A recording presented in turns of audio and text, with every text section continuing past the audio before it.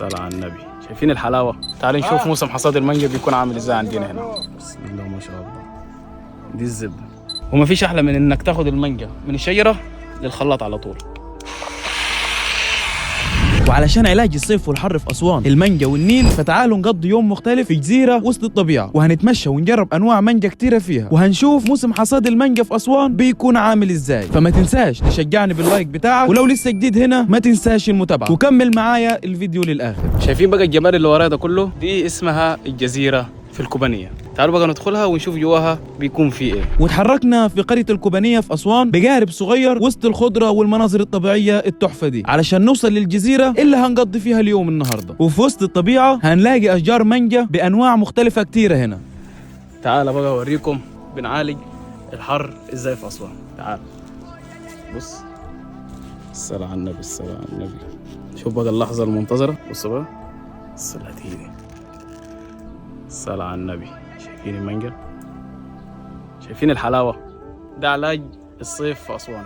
وبسبب الحرارة العالية والأرض الخصبة ومية النيل دي في أسوان، فده بيخليها أول محافظة في مصر بتنتج محصول المانجا بجودة عالية. أسوان أول محافظة بتطلع فيها المانجا، يعني الإسماعيلية دي بعدين على فكرة. المانجا عاوزة درجة حرارة عالية، في أسوان مفيش أعلى من درجة الحرارة يعني. وأنواع المانجا تقريبا حوالي أكتر من 20 نوع بيطلع من أسوان. بصوا بقى المانجا دي أنواع كتيرة هنا. انواع كتيره، وفي مثلا جلق، زبده، فجر، عويسي، سديد، وفنسة، يعني انواع كتير. وكل نوع مانجا هنا بيبقى مناسب لطريقة أكل وشرب معينة، زي العويسي، ودي مناسبة لأكلها أكتر بسبب إنها مسكرة وتفتح النفس كده. وده بقى اسمه العويسي.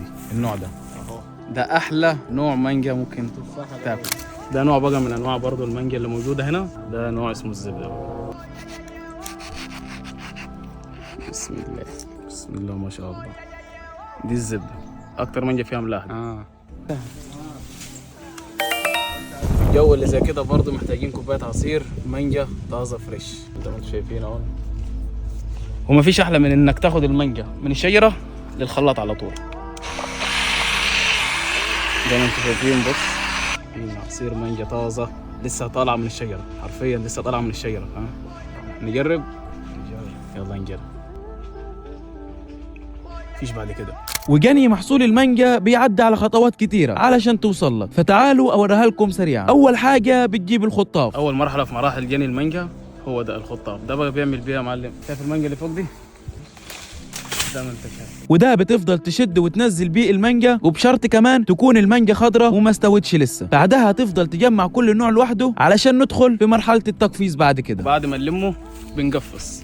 تعالوا اوريكم التقفيز بيبقى عامل ازاي.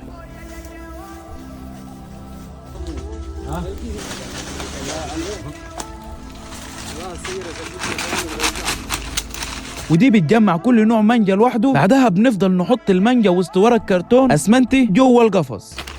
تعالوا بقى نشوف التقفيز بيبقى عامل ازاي. شوف عم التقفيز.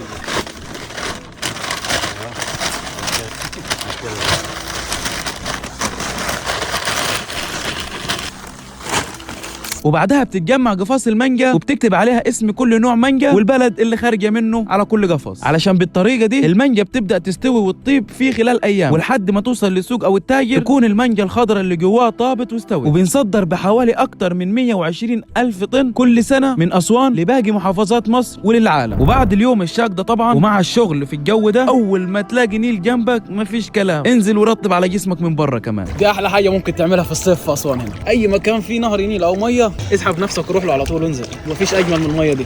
يلا اسيبكم انا. وبكده اليوم انتهى معانا، ورجعنا من يوم لذيذ في جزيرة جميلة زي كده. فما تنساش تقدر تعبنا باللايك بقى، ورأيك في الكومنتات بيفرق معايا جدا. وبس كده.